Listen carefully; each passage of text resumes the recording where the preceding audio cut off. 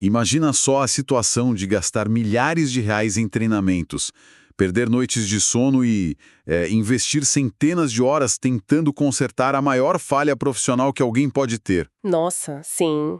É um esforço gigantesco que muita gente faz. Pois é. E tudo isso apenas para descobrir que o grande segredo do sucesso seria, na verdade, deixar essa falha exatamente como ela está. É louco pensar nisso, né? No mundo corporativo e no universo do desenvolvimento pessoal em geral, existe uma obsessão quase doentia por consertar fraquezas. Exato. Como se a carreira ideal fosse, sei lá, uma escultura de mármore e qualquer lasquinha precisasse ser polida até desaparecer por completo. É uma visão bem punitiva, na verdade.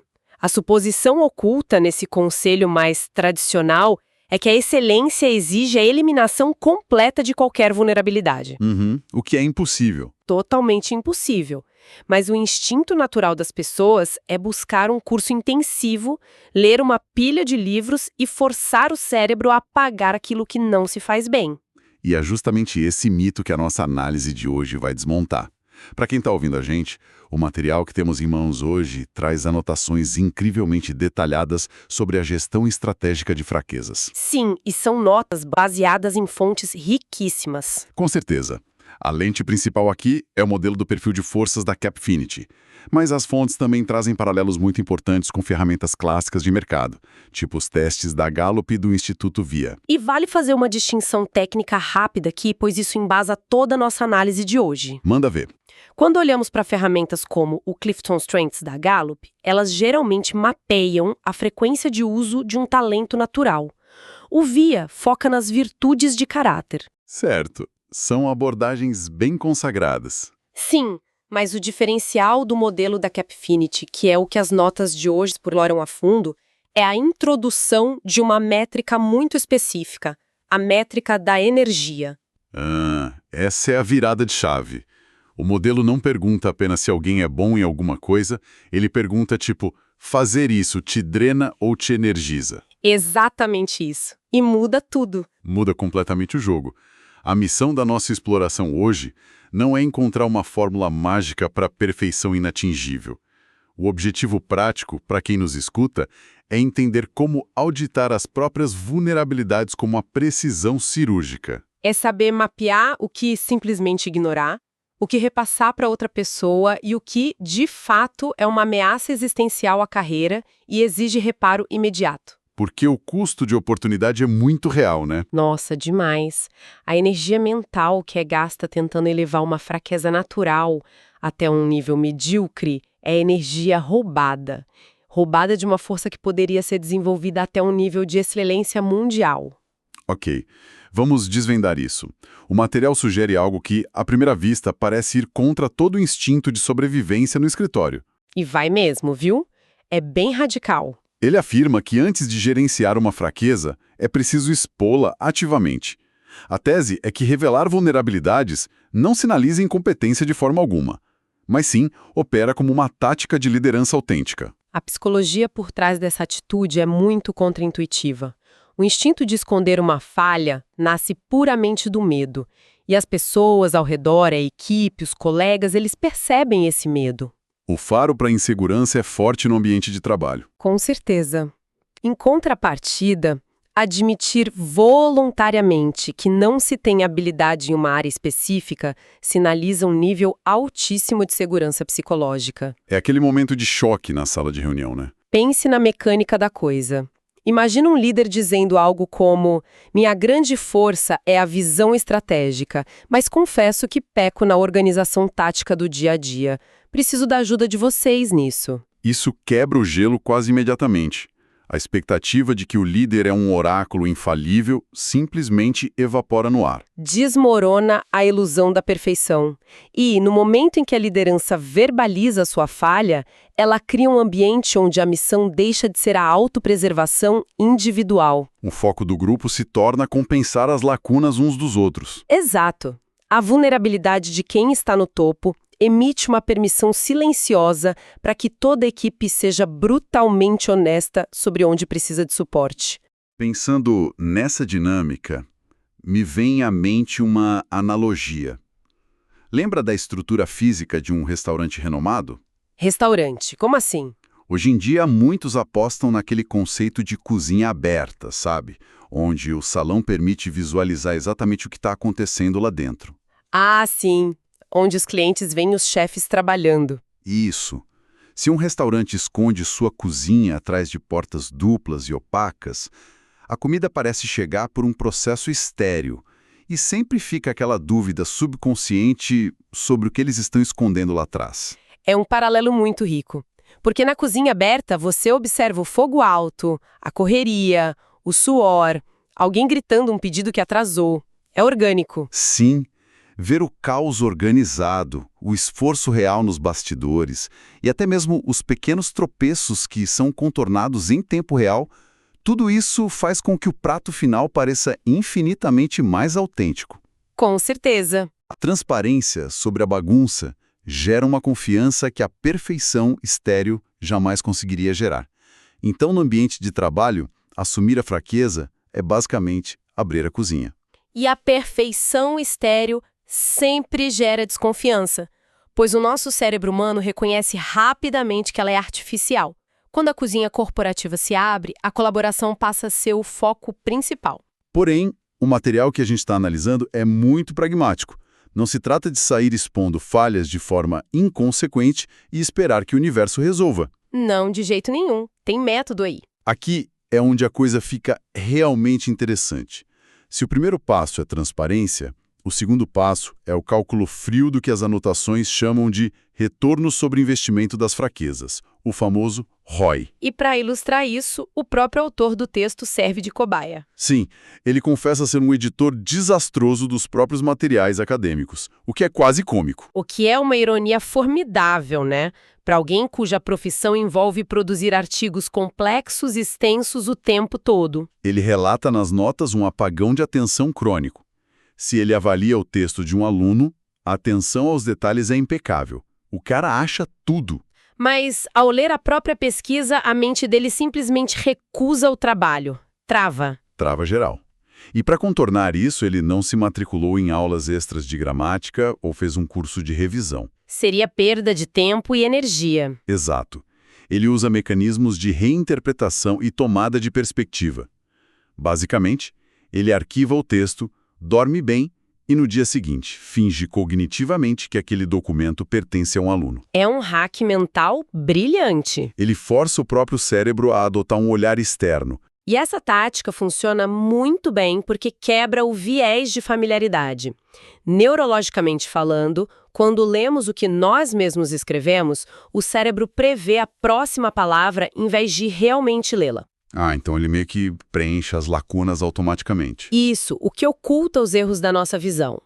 Esse truque mental nos introduz a primeira de 4 categorias de fraquezas mapeadas pelo modelo, a fraqueza insignificante. Ou seja, aquela falha que tem impacto quase nulo no resultado final se for contornada rapidamente, certo? Exato.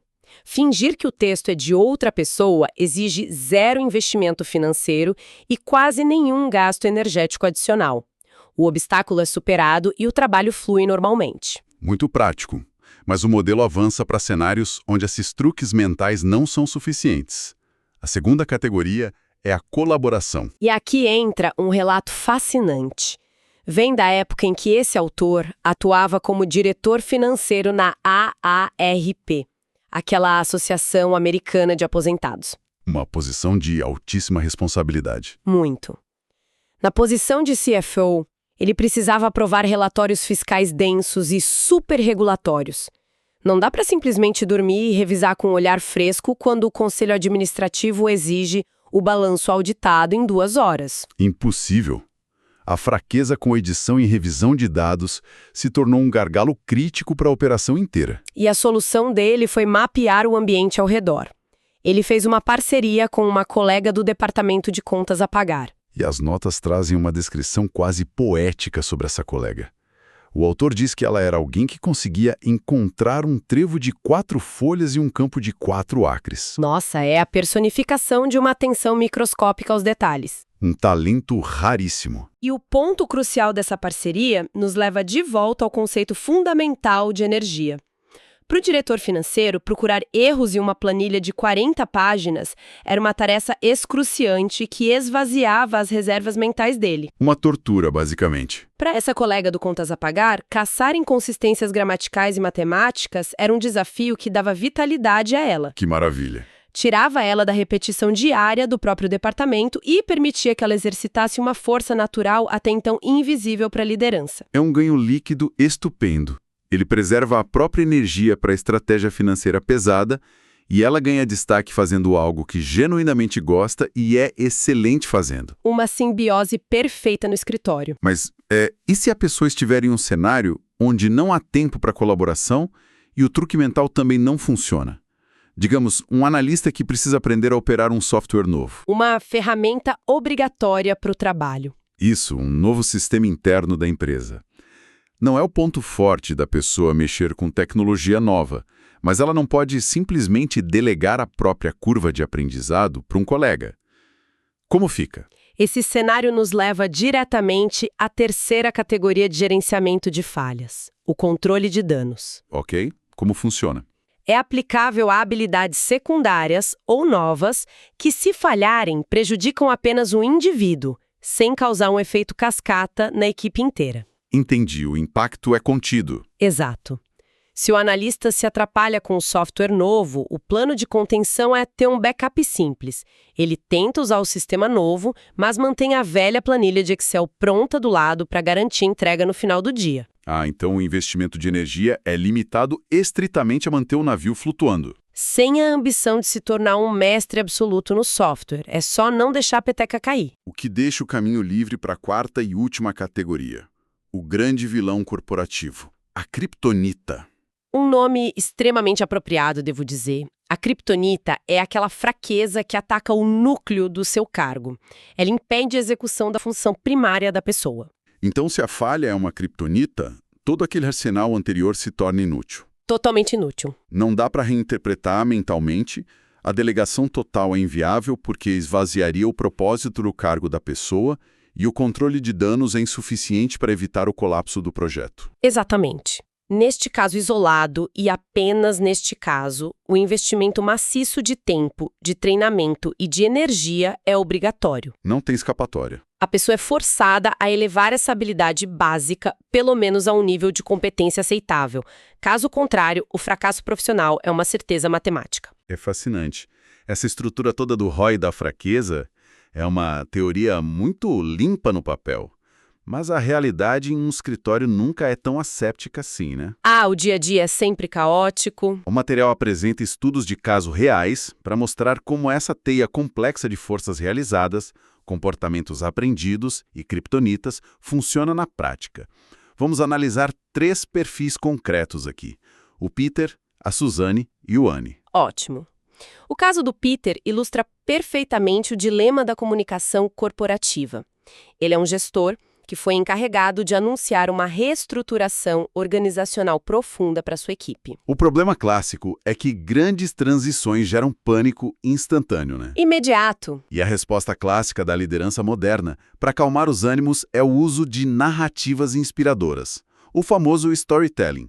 Mas o perfil do Peter aponta uma ausência total da força de narrador. Ele não tem isso natural nele. Ele é incapaz de articular aquelas histórias envolventes, com começo, meio e moral da história, que engajam o lado emocional do cérebro. E a armadilha padrão da gestão de recursos humanos tradicional seria identificar essa fraqueza e forçar o Peter a passar por um curso intensivo de storytelling no final de semana. Imagina o desastre. O resultado seria um líder subindo ao palco para declamar uma história artificial e engessada.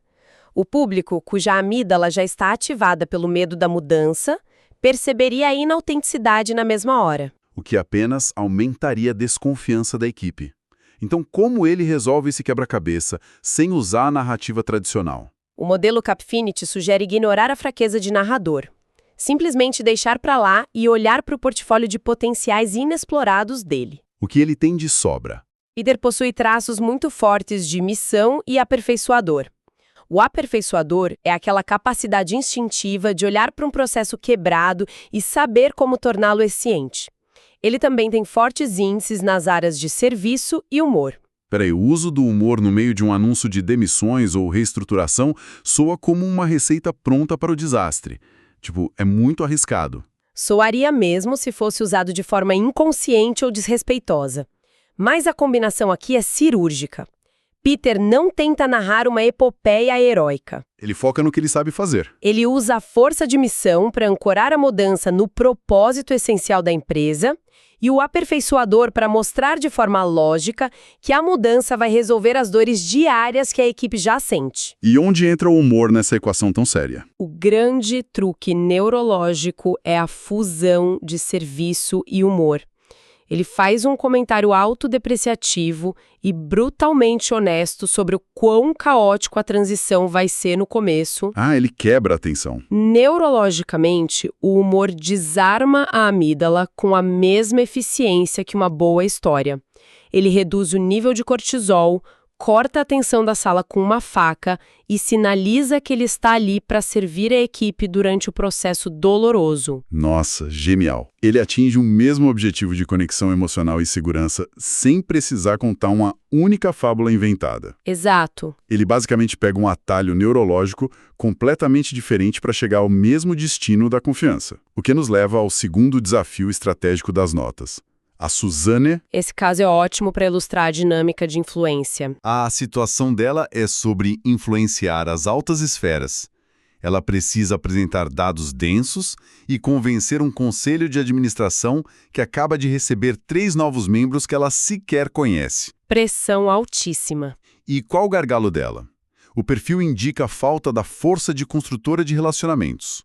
Ou seja, o famoso networking de corredor, a capacidade de gerar afinidade instantânea com estranhos, é nulo para ela. É um cenário bem intimidador, porque a influência em conselhos e diretorias muitas vezes depende desse capital relacional prévio. Se você não é amigo da pessoa, é difícil convencer. Mas aqui eu preciso fazer uma provocação ao material, e até você. Ao analisar o mapa de forças ativas da Suzanne, a gente vê que ela pontua altíssimo em ser competitiva, persistente e ter uma forte ética de trabalho. Essas são forças primárias dela. Então, se o objetivo final é aprovar uma diretriz no conselho, por que ela não pode simplesmente focar nos dados, entrar naquela sala como um trator argumentativo e vencer a discussão pelo cansaço e pela lógica implacável? O mundo corporativo não recompensa a agressividade competitiva? Recompensa em certos contextos operacionais, sim. Mas aplicá-la numa dinâmica de conselho administrativo seria um erro fatal, daqueles de acabar com a carreira. Por quê? Eles não querem resultados. Querem, mas é por isso que ferramentas dinâmicas alertam sobre o uso de comportamentos aprendidos e o perigo do excesso de certas forças. Em um conselho de administração, o apresentador não é o dono da decisão, os conselheiros são. É uma questão de hierarquia e ego. Se a Suzanne usar agressividade competitiva para compensar a falta de carisma social, ou pior, se ela acionar uma força excessiva de destaque, que é a necessidade de dominar a sala, os conselheiros vão se sentir atacados. E eles se fecham. Ela vai ultrapassar o próprio escopo e parecerá incrivelmente arrogante. Ela perde a sala antes do terceiro slide passar no telão. Nossa, isso faz muito sentido. É uma inversão de expectativa. A força bruta argumentativa destrói o que restaria de confiança.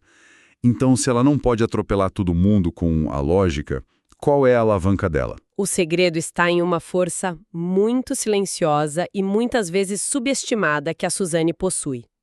A incondicionalidade. Olha, confesso que eu parei por uns bons minutos tentando dissecar essa palavra quando eu estava lendo as notas de preparação para hoje. O que seria isso na prática? Incondicionalidade é a rara capacidade de aceitar as pessoas exatamente onde elas estão, sem preconceitos intelectuais ou julgamentos morais imediatos. Certo. Mas como isso aprova uma apresentação no conselho? Imagine que, durante a apresentação densa, um dos conselheiros recém-chegados faça uma pergunta conceitualmente muito básica, que revele uma certa ignorância sobre o modelo de negócios da empresa. Acontece direto. E a reação de um profissional focado na competitividade seria a impaciência ou até um desdém sutil, tipo, como você não sabe isso? O que novamente arruinaria a relação ali na hora. O ego do conselheiro ficaria ferido. Com certeza. Mas a Suzanne, ancorada na incondicionalidade, recebe a pergunta com respeito absoluto. Ela valida a dúvida daquele diretor e aí entra sua segunda força. Ela é uma excelente explicadora. Ah, ela traduz a complexidade dos dados de forma acolhedora. Exatamente. Sem fazer o conselheiro se sentir menor ou constrangido. Ela substitui a necessidade do carisma social por algo muito mais valioso naquele ambiente específico. A segurança intelectual. Sensacional. Ela influencia o conselho não porque tomou um café descontraído com eles antes, mas porque se torna o porto seguro e lógico daquela sala. Um contorno estratégico realmente impressionante.